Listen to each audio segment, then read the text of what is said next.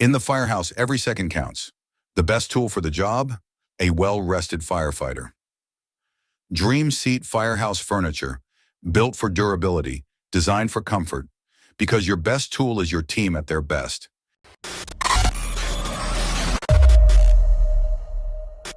What's up, guys? Tailboard Misfits podcast here on Firefighter Nation. Today, I have the honor and privilege of talking with Jesse and Micah Horton of Hortons and Hunt.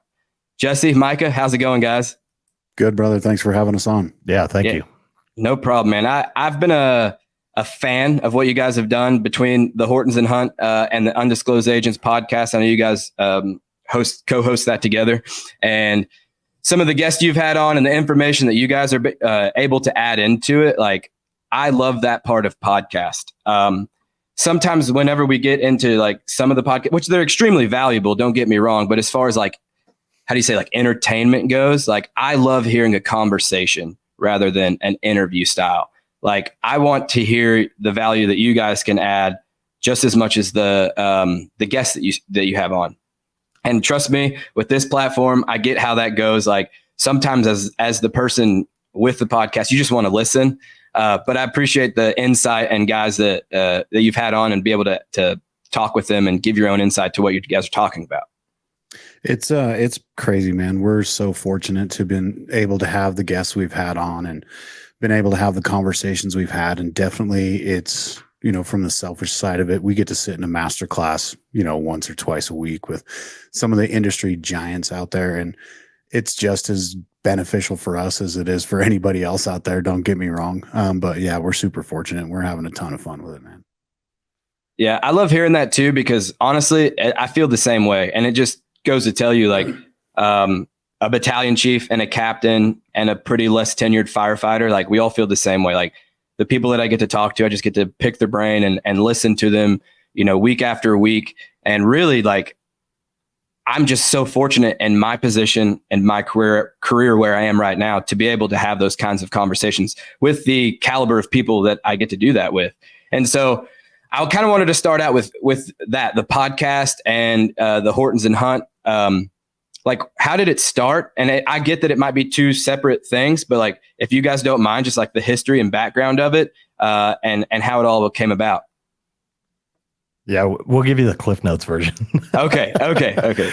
It's a pretty long story on how it all got started.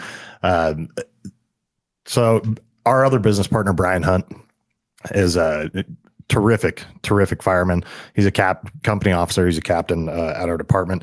And he and I had been teaching academies together for years. And we had always kicked around the idea of starting a training company and just putting a cadre together and just putting out good training. And we'd talked about it forever. And then when my brother Jesse got on the job, he immediately got thrown into a training role while still on probation. We had him out at the academies helping out with us, and he just became a super integral part of what we were doing at our department and in our region. So you can take over from there, Jay. So we put together a pretty rip-ass cadre out at the academy. And we were, you know, Micah had been promoted to battalion chief at this point, and Brian was, you know, preparing to step away from the training captain role. And I was kind of going to be the next up in the breach to keep running those academies. And we had a buddy who had left the fire service years back and went and worked for Blackwater, and then left Blackwater when they broke up and disbanded and came back to the fire service. Well, he's got buddies obviously still on the private contracting side. Long story short, his buddies from a private contracting company who do work for an aerospace company called him and said, "Hey, we've got this large aerospace company." We can't say it. We had to say NDAs. About that thick. They want to put together basically a hazard mitigation team, and it has a lot to do with firefighting and EMS and hazmat and all the things we do, right? So he said, "Can you put a team together to do this?" So this guy came to us and said, "Hey, can we put a team together to do this?"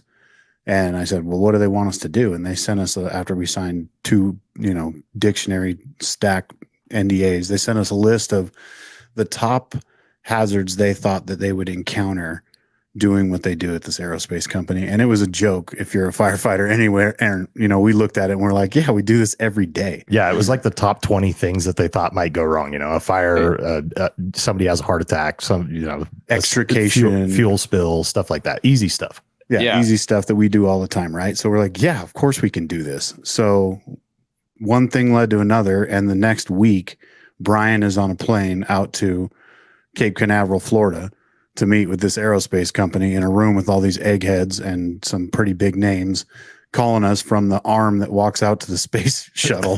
Yeah. Going like, dude, what are we doing here? We are so far over our skis. This is not even funny. And we didn't even know like what we're up to. So they're like, yeah, put a bid together for us. So we're trying to put this bid together for them, which is outrageous. And they go, what's your LLC, by the way? We're like, we don't have an LLC. And they're like, we'll let you know tomorrow. Yeah, we'll tell you tomorrow. So we jump on. I called my dad, who's our fourth partner. He jumps online, creates an LLC, pays the fees. He's like, what do you want to name this? I'm like, Hortons and Hunt. That's us. Let's do it, H&H. And so he puts all that together. Long story, we put the bid together. We submit it. They say thanks, but no thanks. Obviously, we're not out launching rockets. We're firemen still. Doing training. So it didn't work out, but it birthed the company. And then there we were. We had a training company. So we said, well, we got all the licensing and insurance and name and all that. You want to do this? And we said, yeah, let's do it. From there, the podcast I'll tell you how the podcast started. The podcast started because Jesse called me one day and was like, hey, come over to my house. And I'm like, all right, whatever.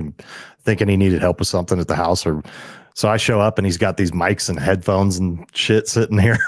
And I'm like, what is this? It's like, we're doing a podcast. I'm like, okay, let's do a podcast. So I'm like, how much does this stuff cost? He's like, I bought half of it. He's like, you got to buy the other half. So like, okay, cool. We'll buy a couple more mics and a couple more sets of headphones and we'll start talking to people.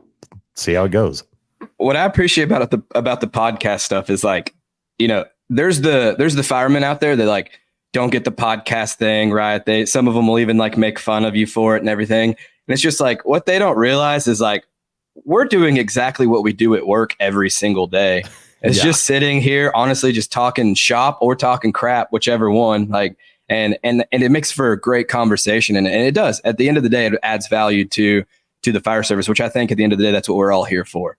But that's an interesting story of how the company started, because it's funny, but I think we've all ended up in a place before where it's just like, I don't think that we should be here right now, but let's do it anyway. So yeah, that's awesome. If you think of the scene from Armageddon where they're all getting arrested outside the strip club, they're like, hey, we're all astronauts. Everybody jumps in. Yeah, we're all astronauts. That's pretty much what it looked like. Yeah, when they walk into the hangar and the real astronaut goes, talk about the wrong stuff. Yeah, that was us, dude. But hey, you know what? It worked out. We parlayed it into this, and we're stoked. So yeah, and something that we totally skipped over, and by now, like if you see the Hortons and Hunter, the Undisclosed Agents podcast, like they know your names. But if you guys don't mind, and it doesn't have to be like in depth or anything, but just for context for the future of this conversation, just a little background and like your rank and like how long you've been in the fire service and stuff. Yeah, sure. So my name's Micah Horton. Owner, operator, trainer, instructor with Hortons and Hunt. I've been in the fire service since 2003. I actually got involved a little bit before that. While I was in high school, I went through an Explorer program at the department that I currently work for. We had a teen Explorer program in 2001, right before 9/11. It was the summer before. So went through that. I was super interested in being in the fire service, and then 9/11 happened, and it pretty much solidified my path in life. It was either fire department or military at that point. I was lucky enough to get on the job right out of high school, basically. So I became a seasonal with the forestry division out here, and then I got on as a reserve firefighter at a local department, which was great. I was getting paid $5.25 an hour and working a full shift, making no money, but loving it, and kind of bouncing back and forth between the two departments there for about a year. And then I got picked up with my current department full-time in 2005, early 2005, and at 20 years old. And this upcoming March will be my 20-year anniversary there. So I've held all the ranks from firefighter to firefighter paramedic, I was a company officer for 6 years and some change. And I'm currently a battalion chief and loving it, man. I don't know, having fun, training and stuff. Well, congratulations. Pre-congratulations for the 20 years. That's awesome. My name's Jesse Horton. I'm Micah's big brother, which is weird. I work for my little brother. So I got hired in the fire service in 2016. I was 34 years old, so I was a little late to the game. I kind of, I had a good job and I was in the retirement system and bills were paid and, it was all good, but I just didn't have any passion for what I was doing. And Micah and all my friends, that were his friends from the fire department were constantly telling me, hey, get in. It's the best, it's awesome. And you don't know if you're not in, you don't know. And I was like, nah, I don't want to go to paramedic school. I'm not really into that. Cause at the time you had to be a medic. There's no way. Right. I didn't want to go to medic school either, by the way, just so we're clear. Yeah. Fortunately, the fire chief at the time was willing to take a risk, because I kept pestering him and finally hired me as an EMT, and a 34-year-old EMT. I got in and I felt like I was behind the curve right off the bat. These guys, my brother had been in 10 plus years at the time. All of my friends at the department had been there a long time. I felt like I had not only a lot of pressure to perform, to hold up my family name, but I wanted to catch these guys. I didn't want to be the slug that held everybody down. So I was pretty sure I was getting into the Navy SEALs because my only mentors for the fire department were my brother and these other pipe hitters. And I thought, I better put put the pedal to the metal and get my shit in gear.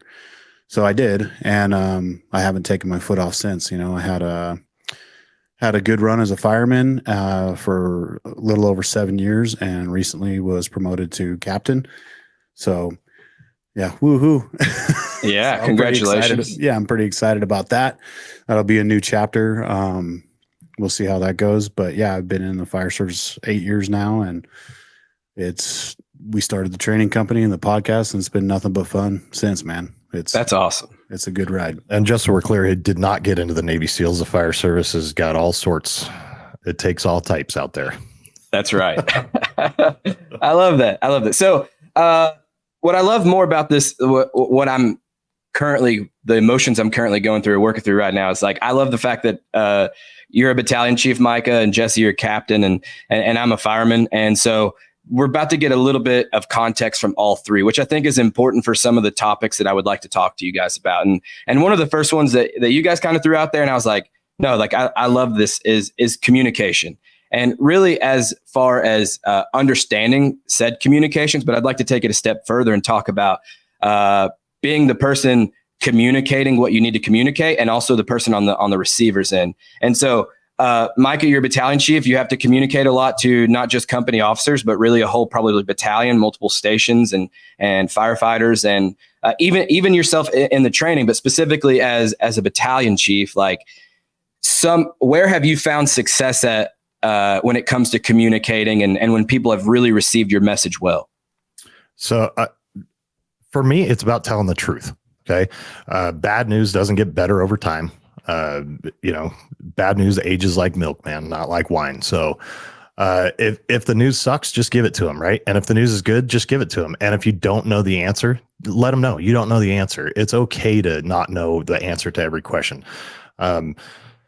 And a lot of the time as a battalion chief, I'm kind of stuck in between the line and the admin. I'm like I'm the conduit between those two sides of the app bay pretty much. And I don't have the information from the top. Sometimes I just have marching orders. Right. And I find that if the more honest I am with my guys about stuff and the more clarification I can get about the end state of whatever it is that we're doing, if you allow your people to figure out the path, as long as it's the same end state, then perfect. That's how it should look, because the guys doing the job need the information that they need to get the job done. Right.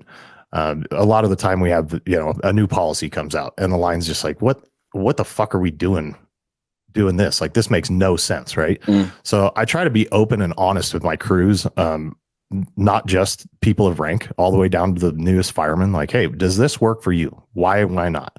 And And I find that the more honest that I am with them, the better off it'll be, right?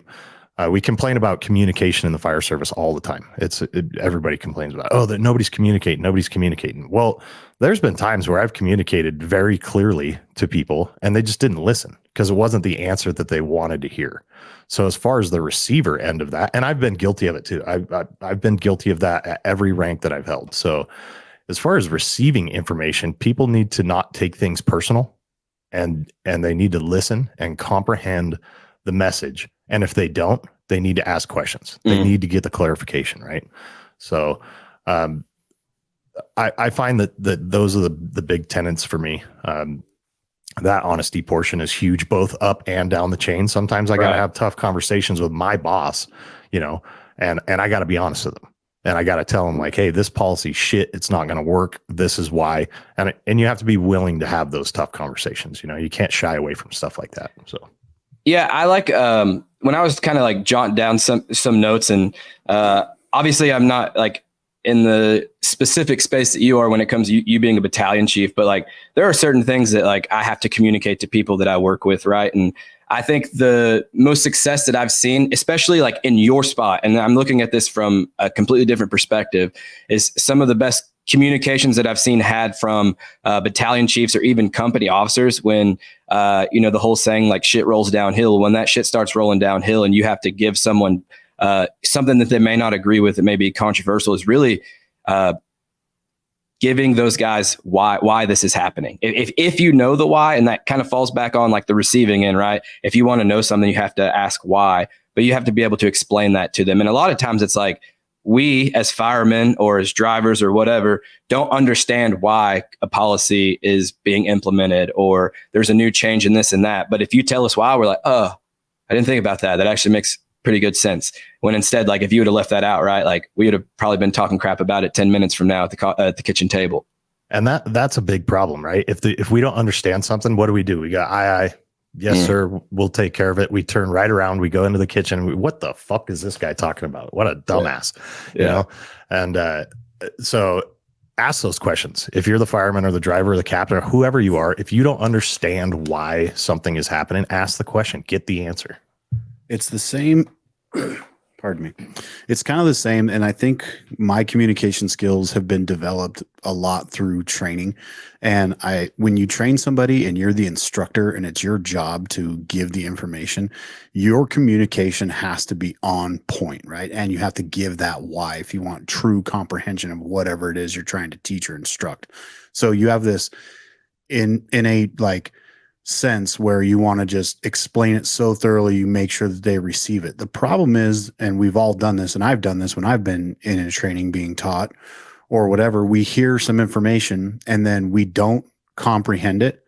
And rather than the honesty portion kicking in and saying, I don't understand what you're saying, I don't get this, we lie and we go, yep, we got it totally. Yep, I understand what you're saying on how to force that door or how to throw that ladder. Yes, I understand my assignment on the fire ground and what your expectation is, because we don't want to look stupid or incompetent and say, I don't know what you're talking about.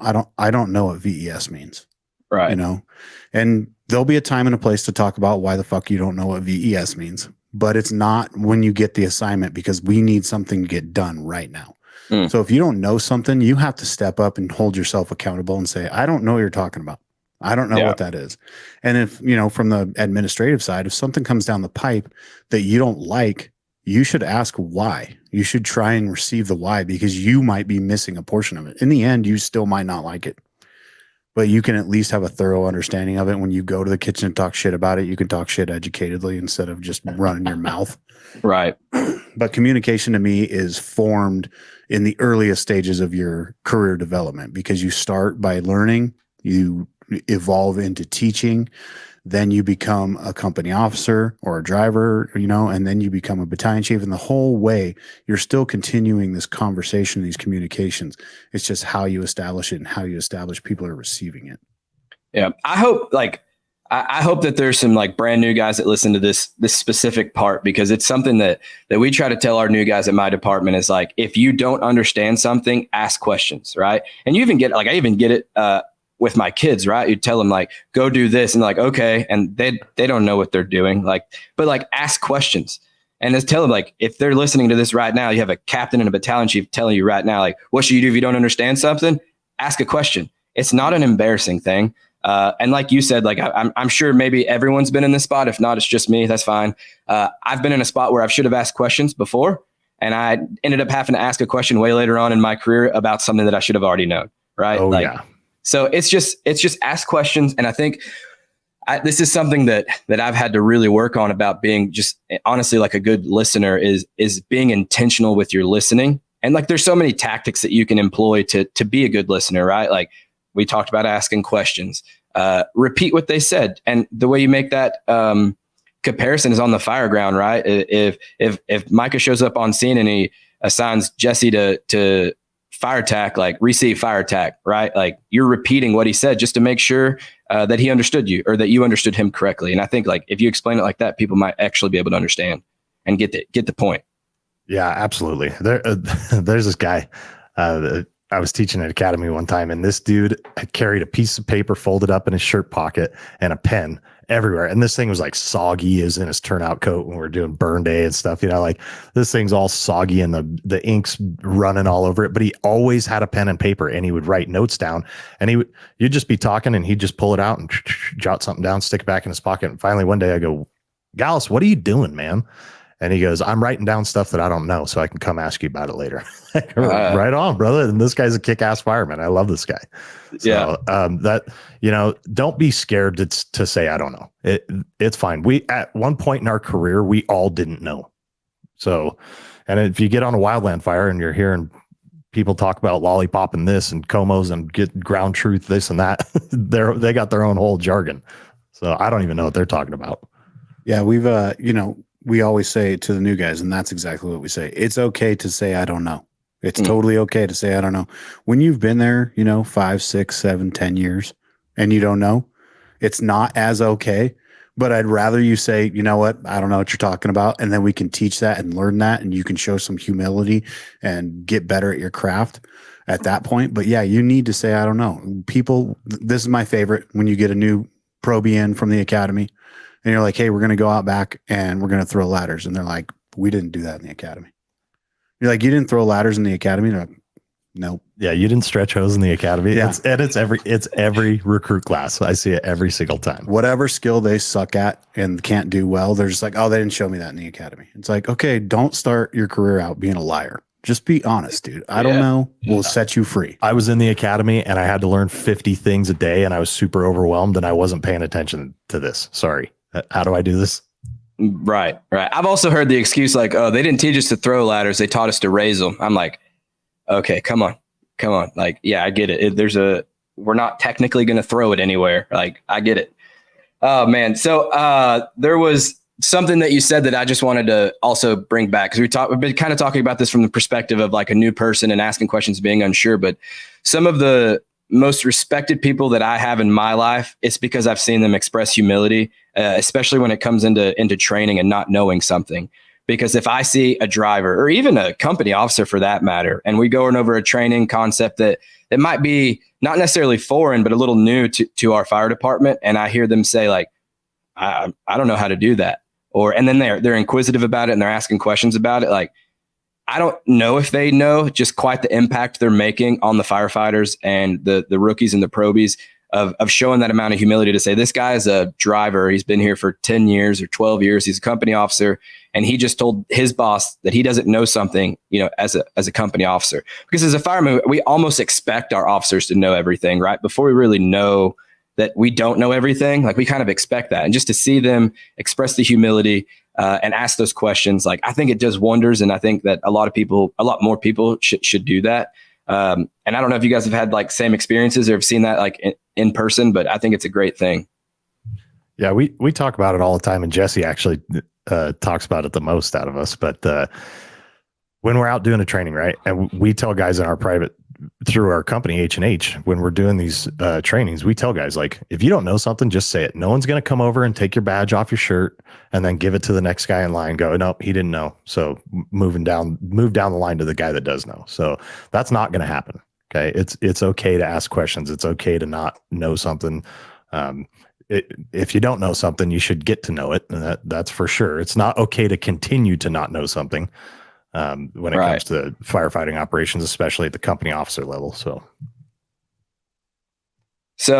kind of just moving on with the conversation and everything. And another thing that this kind of just goes right along with it, and it's mentorship, right? Like communication plays a big role when it comes to mentorship. And mentorship is something that I'm fairly passionate about because I've reaped the benefits of mentorship. And so anytime I come in contact with someone that's kind of curious or wanting to know information, like I try to express the importance of mentorship and just what it's done for me and my career and my life. And I know that you guys have a lot to say about mentorship. And first thing I want to ask is like the department you guys work for, do you guys run a formal mentorship program? Formal is a loose term. I would say we have, when you get there, they assign you, this is your mentor. Right. But is there, other than the task book that every probie has and the mentor signing them and making sure that they're staying on their stuff, it's not super official like that. We do have a task book. You are assigned your mentor. We make sure that they're going through their tasks, and the captain checks in with that assigned mentor to make sure this person's staying on it. But we don't have like an SOP that outlines it. It's just kind of a unspoken standing program that we've had for a long time. Yeah, this is something that I've been thinking about a ton lately. So after I was on the scrap, I talked about mentorship, and I got a bunch of people reached out to me to talk to me about this, and it's been great. It's been awesome to talk to all these guys that want to start this formal mentorship program and all this stuff. And the more I think about it, the more mentorship, the more you formalize that process, the more watered down it's going to get in my eyes. And I mean, I could be wrong. I'm still working through this thought in my head, but mentorship should kind of happen naturally. It should definitely be more of a grassroots thing than a top down thing in my eyes, So I don't know if there's a huge benefit to formalizing the process and having an SOP and like these are the guys on the mentor list because these are the guys that did special projects for the chief and he likes them, like I don't want to see it turn into that. And it's another checklist, right? The more official we get stuff, now we've got a guy, he's like, okay, look, I'm going to be taking the company officer's test in 6 months. Yeah. I should be a mentor. And then I can put that on there that I've mentored, and I can check all these boxes, and they can document that I was a mentor. And that's one of the things when you formalize something, you open the door and you invite shitheads to abuse the system. I think mentorship is one of those things where you have to understand, number one, if you've been there for 5 minutes longer than somebody else, you are a mentor to that person. They look at you like you know what to do. Like in their mind, you know what to do because you walked through the door and threw your bag down and grabbed a cup of coffee like you knew where all that stuff was and how to do it. And now if you've been there 5 years, 10 years, 15, 20 years, you're like a god to these people. These new people walk through the door and they look at you, whether you walked up and said, I'm your official mentor, how you doing?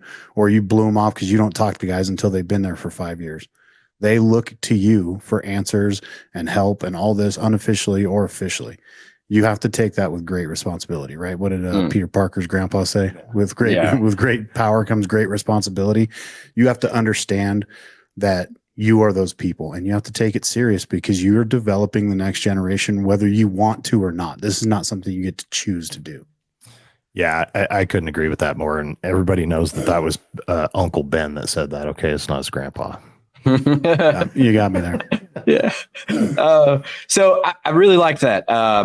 I've kind of like pushed for a more formal mentorship program, but right now, like we're in the same boat. We don't have a formal mentorship program. But you guys bring light to like some really good points of like people wanting to be in the role of a mentor for a checkbox or and I do believe that it does water it down because you guys know this as instructors, like not everybody's going to learn from each instructor the same. Jesse might be able to teach a student something that Micah is not able to relate to. And so if you just show up to work one day and you're assigned to someone and your personalities don't match, like at the end of the day, a mentorship is nothing more than a relationship. And there's people out there that don't get along or they don't get each other. And I think the relationship part is the biggest part when it comes to being a mentor, being in a mentorship, and just being assigned to someone like doesn't really work like that. I was sitting here thinking about it, and I think I mentioned this when you guys come into the scrap after party.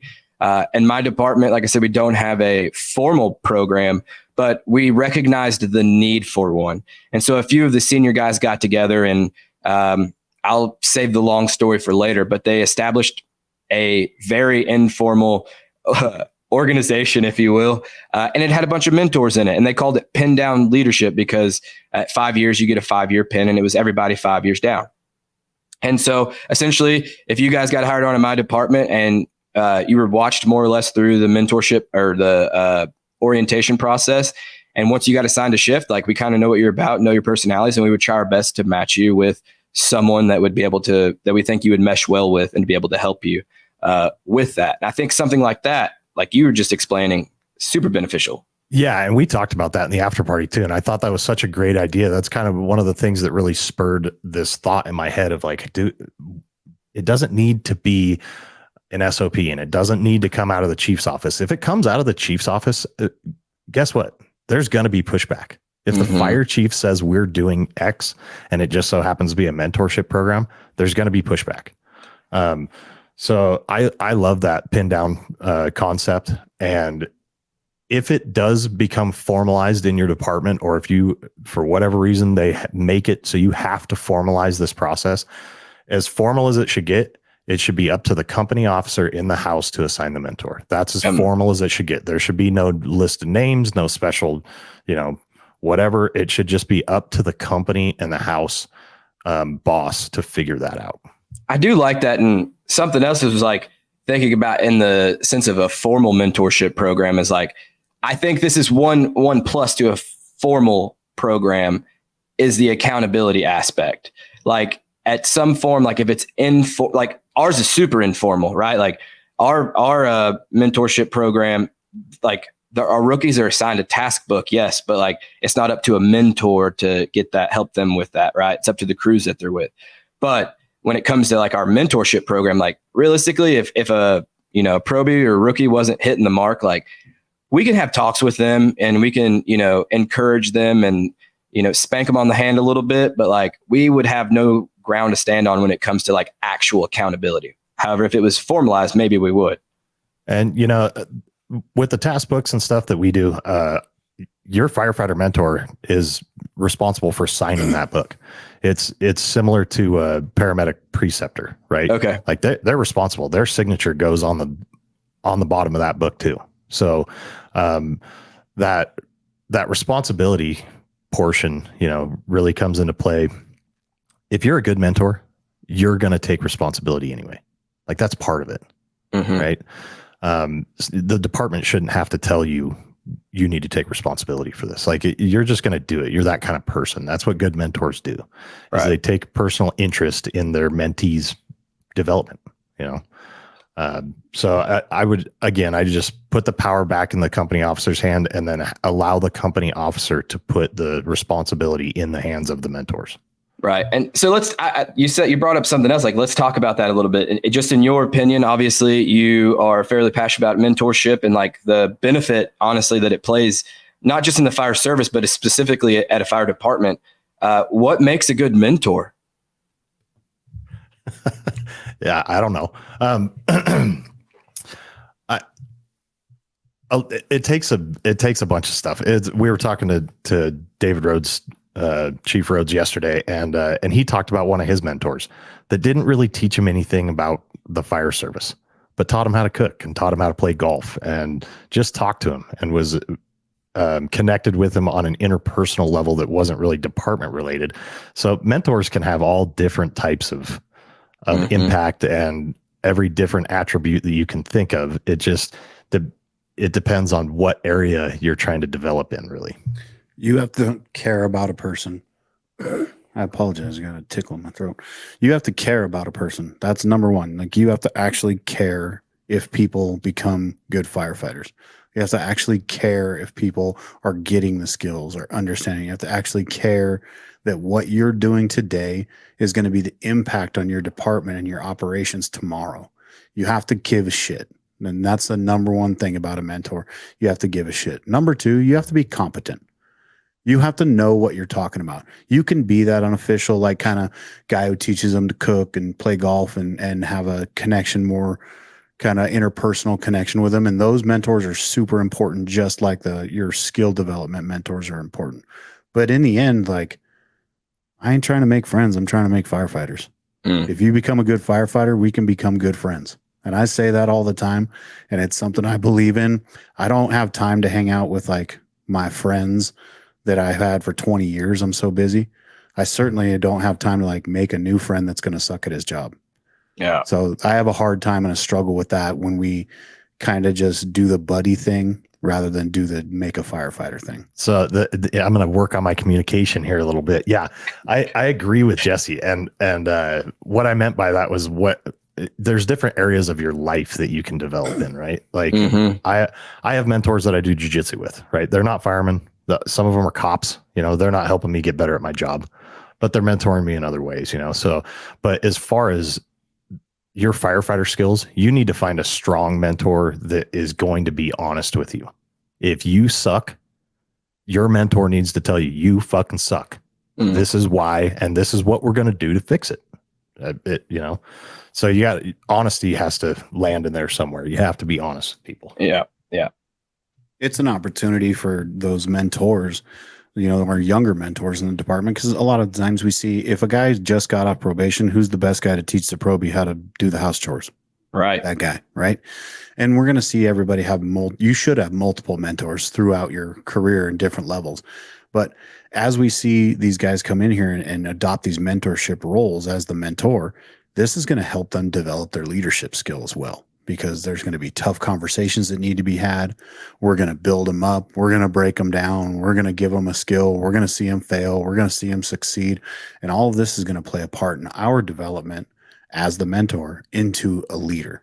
And like we talked about earlier, I assure you, if you start mentoring somebody, you're not going to have all the answers. They're going to ask you something at some point where you're going to have to go, I don't know. And you're going to have to go figure it out. And you're going to have to come to them with the why and the how, So it's just going to make you better. Man, I love everything you said. And I'll preface everything I'm about to say with the fact that one, I'm a leadership nerd, and two, like I love quotes. And I'm sure you guys have heard it, right? And you said it best, was like, you got to care, right? And the quote, I don't even know who to give credit for, but no one cares what you know until they know that you care, right? Like, I love that quote, because I'm not going to be able to sit here and tell you how to stretch a hose and do this and do that if you don't know that I genuinely care about your success here. And the other thing is like John Maxwell. I'm a pretty big Maxwell nerd. I will admit that. He suggests, and you guys said it, like he suggests you have mentors for every part of your life. So have a mentor for the fire service, even more for the fire service. Have a mentor that's, if you want to know about engine work, like have an engine work mentor, have a truck work mentor, have a search mentor, like whatever. You can get as crazy with it as you want to. There's plenty of nerds out there that know this stuff that you can create a relationship with and get what they have out of it. But furthermore, like you can have a father mentor, someone that's, further along in their fatherhood than you are. And you guys said it, jujitsu, whatever, like the mentors that you have, you should be thinking about it in the broad terms, not just the fire service. I agree with that 100%. As a mentee, like, and I know there's people out there and I know there's departments, and that's why mentorship is such a big subject within the fire service, really, is because there's people starving for mentorship. And mostly it's people that want a mentor rather than want to be a mentor, if that makes sense. And so some of the mentors that I have, they've honestly, like we've already highlighted, have formed organically, right? They started off as a relationship. We got to know each other, and now I'm picking their brain about stuff because I'm not scared anymore to ask them questions. So as a person seeking a mentor, I would just like to say first and foremost that I think it's really important you find a mentor within your own department if you can, because they're going to be, very valuable to you, and then expand out of there. But you guys are more well-versed than I am. And I'm sure you've talked about, you have mentors. And I feel like I know the answer. I'm going to know the answer to this question, but just in case someone wants to know, like, if you wanted to seek a mentor from someone somewhere, regardless of what subject or aspect of your life it'd be, like, where do you start at with that? I think it's important. Obviously, you nailed it. You have to start local, right? You have to start local before you go global because you need access, especially when you're early on in your career. There's going to be stuff that pops up right now that you need an answer for right now. I'm lucky, and Micah's lucky, as are you. We've developed relationships from coast to coast in the fire department. And like leading up to my captain's test, we had to write our expectations and they were going to get graded. I was able to send those out to 5 different guys all over the country that could read them and give me feedback, right? But when you're new, you don't have that. You got to start local because you need access. Right. And you have to be open and honest. And you have to tell people, Micah says this all the time, does your mentor know he's your mentor? Or are you just like gleaning stuff and absorbing stuff from this person, which is cool too. Right. But it's really cool when they know you're their mentor because they'll open the door further for you. Yeah, as far as like formalizing a mentor process, that's where you should start formalizing things. Is if you are emulating somebody's actions, behaviors, whatever, a skill set, if you're trying to emulate somebody at your department, you should tell them that. You should say, hey, man, I look up to you. I think of you as a mentor. And either they're going to look themselves in the mirror at that point and go, shit, man, I need to be better, right? If this guy's acting like me or trying to emulate what I'm doing, then I need to be better at it, right? Or they're going to be like, oh, don't act like me. Yeah, right. But it will help that relationship build. And then they'll understand why you're coming to them all the time and trying to talk to them all the time. Because a lot of the time when you're a young guy in the fire service and I go up to Jesse, he's the senior man in the house, and I want to ask him stuff, but I don't even really know how to approach it. Right. So I'm just like, how's your 4-day? And if I went to him and said, hey man, I really respect you as a fireman and I would like to be where you are someday. I think of you as a mentor, or would you like to mentor me? Those conversations are going to be a whole lot different. I might go up and, hey, Jay, how's your 4-day? It was fine. Did you do anything over your 4-day to better yourself as a fireman? Because did you read this article? Did you listen to this podcast? Did you do something? Did you work out? All these things. Those conversations will be a lot different. I could tell you guys have this figured out because it's like, and you're putting words to a lot of stuff that's in my head, at least in this part. You shaking your head. Like, here's the thing, like, something that I've seen work, right? And I don't know why, but like people are scared to go up to another fireman and tell them like, I look up to you. Like, that's not a big deal. They think it's like weird or something like that. But like the people that I have expressed that to, like they've produced, right? Because most of the time, I will say this, most of the time, just like you said, is if you tell them I look up to you, I think of you, I would love to look at you as a mentor, like chances are they're going to be like, they want to set a good example, right? They're not going to want to be a dirtbag or anything. Like 9 times out of 10, I get that there's probably that one person that was like, why? And they're like, please don't, but for the most part, everyone's they want to be good. Like no one took this job wanting to roach up every day and just be a crap bag. Dude, I'm going to tell you right now, I don't care what anybody says. Call me, text me. Words of affirmation is every firefighter's love language, regardless of how long they've been in the fire service. Everybody loves to tell you, I don't do this job here. Thank you. This is my job. Yeah. Everybody's quick to tell you, I don't do it for that. No shit. None of us got in this job to get patted on the back or get medals or any of that. We had a calling that we answered. Yeah. But telling somebody that they did a good job, telling somebody that you look up to them, telling somebody that you admire something about them feels good to that person. I don't care who you are, how calloused your feelings are, how tough you are, how thick your mustache is. That shit feels good. And if it's the truth, it's the truth. Don't ever patronize people. I'm not saying do that. But just as in instructing, and I talked about this on Preston's podcast, one of the things you have to do is celebrate wins. And you have to tell people that they did a good job. You have to affirm that what they are doing is correct for them to absorb information.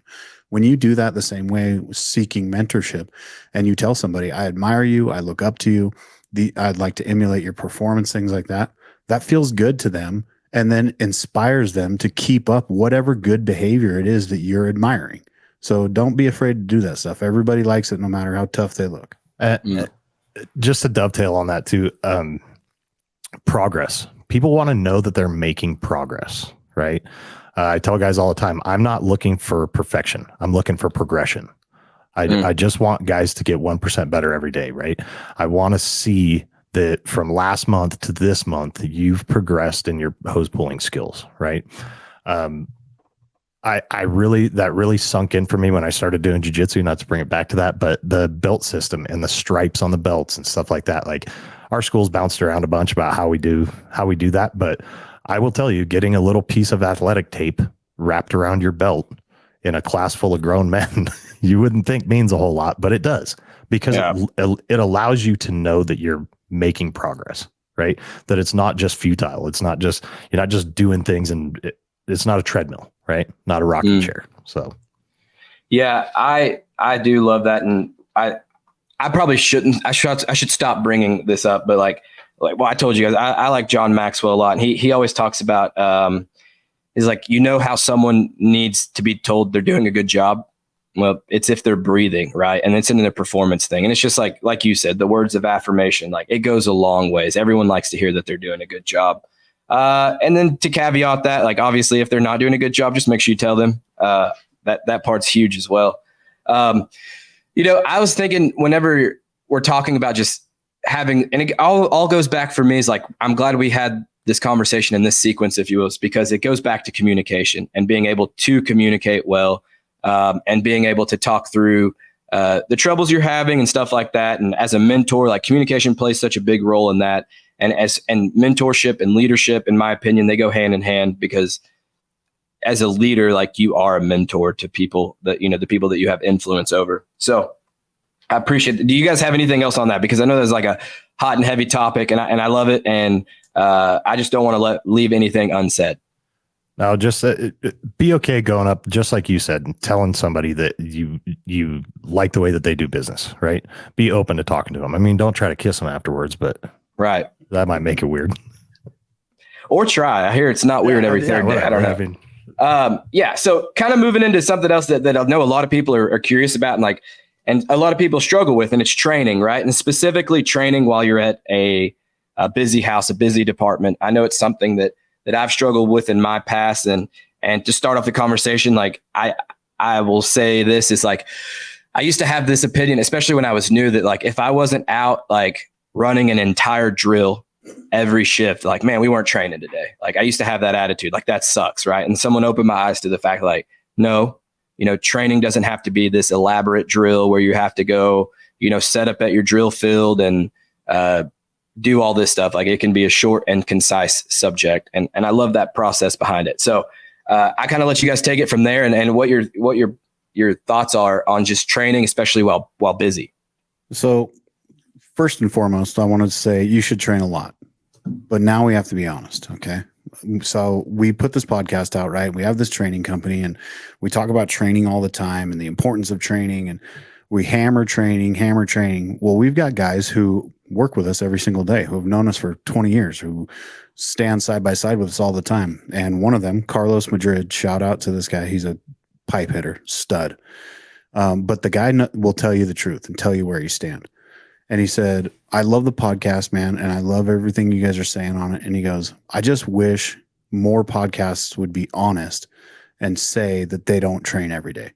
Because you don't train every day. I don't train every day. We don't train every day. And I know very well other people in the fire service don't train every day. And it sounds like when you listen to these podcasts that these guys are just out there getting it, 4-hour drills every day. And then they go do a gear workout for 3 hours every single day. And then, you know what I mean? And that's just not the reality. It's not the reality for guys who work in busy systems. And I'm not making up an excuse, but if you work in a truly busy system, we run 12,000 calls a year out of 3 houses. And one of our houses runs like a eighth of those calls. We have 2 houses that are just cracking every day. So it's tough to get a formalized training, and it's not impossible. And we do train a lot, but it is not every single day. And I would be a liar if I said it was. I started thinking about this and talking with him and saying, yeah, we should be more honest about it. And then I heard Jeremy Donch talk about it on National Fire Radio. And he said the exact same thing. There are times when you come in and you just don't feel like doing it. It's just not in the cards that day, and you don't do it. It's when that becomes a habit and when that becomes standard practice is when there's a problem. I find for myself the way that I bridge the gap in between trainings. And again, you should be training a lot. You should have more days where you do put your hands on something and train than days that you don't. But there are going to be days that you don't. And I feel for myself, the way that I bridge that gap from training to training is like Ray said in his FDIC speech, keep fire in your life. You should be reading, listening, engaging, looking at, thinking about, doing fire stuff every single day. Mm-hmm. Every door you walk through in your whole life, you should think about how you would go through the lock or force it. Every place you go into, you should look up at the roof and see what kind of construction it has in it. Every time you go to a grocery store, you should try and map the layout in your head. Every time you do something, you should think about how it associates to fire. And if it's for 5 seconds, that's fine. Keep fire in your life. This will help you bridge gaps in between your hands-on training. On the way into work, you should be listening to a podcast to get engaged for the day, right? We've all heard Motley Crue Kickstart My Heart 1,000 times. We don't need to crank it again on the way into the job, okay? I think that one of the things we don't lie about it. Like nobody's out there saying that they train every day and that they don't. I just don't think we express it and talk about it. And I don't want to give the false impression to people out there. We're doing the same thing that we do when we hire people. We're talking about only the good shit. Yeah. Yeah. Come be a fireman. You'll be a hero. Save babies. Do all this awesome stuff. It's like, no, you're going to run a bunch of EMS calls. Yeah. And if you do run a bunch of EMS calls, your training is going to suffer because of it. So you guys need to be self-starters for sure. And just like Jesse said, just keep fire in your life, man. My wife hates going places with me sometimes because I do that on dates with her, or when we're on vacation, I'm looking at roof construction and different kinds of architecture and looking at doors. And she's like, what are you doing? I'm just thinking about how I'd break this, thinking about a hose stretch and how I would do it in here, or where I would spot my apparatus, or, she's just like, God, you're such a nerd. But it truly is that simple. And all those 5 second, 10 second, 30 second trainings like that in your life start to add up. Mm. One of the problems I think that we run into, especially busy system guys, right? It's the easiest excuse. Oh, we've always got to do something the chief wants us to do. And then we run 1,000 calls, and then we don't got this and blah, blah, blah. And we never get around to doing what we wanted to do. If you communicate with your fellow company officers in your battalion and everybody sets a time for training and you have a plan prior to the day starting, if you sit down at briefing and ask your crew, hey, what do you guys want to train on today? You're fucked. Your whole day is shot. You might pull it out of your ass and get something done. But if you sit down and say, we are doing this, and on conference call or however your department does it, or via text string with your other company officers in the battalion, I've set a time for us to go out at this time and we're doing this training and this is how we're going to do it. And you have a plan. It's easier to execute that than it is to make something up and go, oh, well, we could do this. And we might be able to go over there, and then, tones just went off. Let's get out of here, and squirrel, and we're out on another tangent. You just have to have a plan. And that, for those busy system workers, a plan is where you're going to succeed. Mm. Yeah. If you fail to plan, you plan to fail, baby. Yeah, that's what I meant. Yeah. And so I'll say this, like I work for a busy system, and I was on a crew it was one of the busiest stations at my department, much like you guys, like they were getting after it daily. The engine was busy. The ambulance was busy. And a lot of times I've literally suffered exactly what you guys, and we walked through this together, like trying to, when you show up to work, what are we going to train on today? Like we would fail those days at training. And then we kind of developed this thing. It's like one of our goals was to go out and stretch a hose line somewhere in our district every day. And unless we had like a target hazard that we just wanted to go stretch in mind, like the way we mitigated that was like the first run of the day, wherever that may be, while we're out, before we come back to the station, we're going to go stretch a line.